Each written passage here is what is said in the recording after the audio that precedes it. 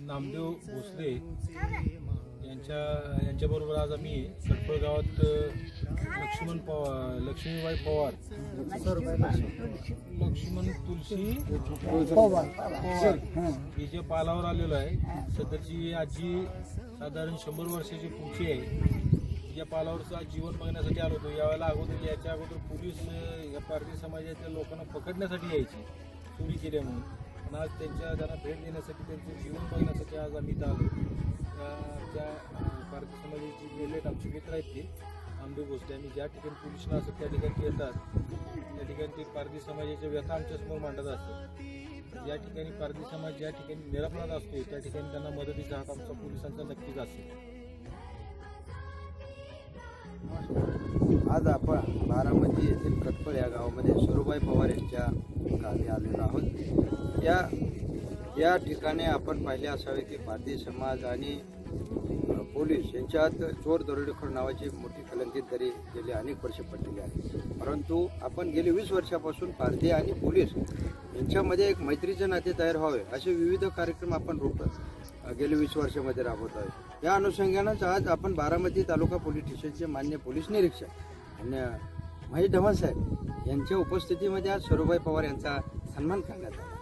त्यांना शाल श्रीफळ आणि मिठाईचा बॉक्स व साडी चोळी अशी भेट देऊन एक पोलीस हे आपलेच जवळीक मैत्रीचे नाते आहे आणि त्यांच्या खांद्याला खांदा लावून आपण सर्वांनी काम करण्याचे या उपक्रमातून गेले महाराष्ट्रामध्ये गेले अनेक दिवसापासून आपण राबवलेल्या कार्यक्रमामध्ये त्याला चांगल्या प्रकारे यश येत आहे। या उपक्रमामुळे महाराष्ट्र राज्यात जवळजवळ 35 ते 40 हजार कुटुंबाला योग्य त्या पद्धतीने न्याय मिळाला व कलंकित जीवनातून मुक्त होऊन त्यांना चांगल्या रीतीने त्यांना घरे मिळाले। परंतु आज आपण बारामती तालुक्यामध्ये कडफळ या गावामध्ये माननीय अजितदादा पवार यांच्या मतदारसंघामध्ये गेले 125 वर्ष सरूबाई पवार ह्या राहतात, परंतु त्यांना आजपर्यंत कडफळ या गावानं अजून देखील घरकुल व शासनाच्या कसल्याही सुविधा दिली नाही।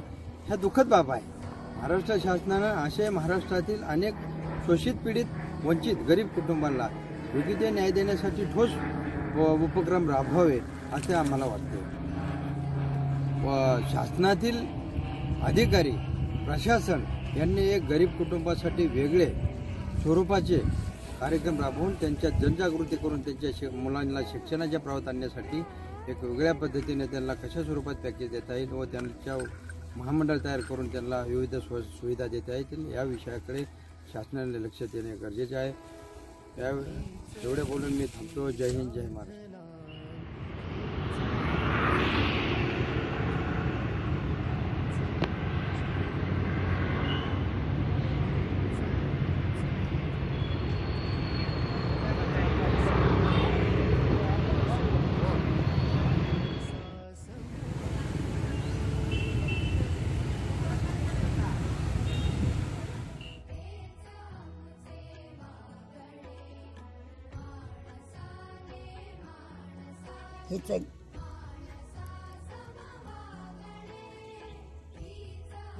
पवारचा बाप होऊन गेला, भाई बाप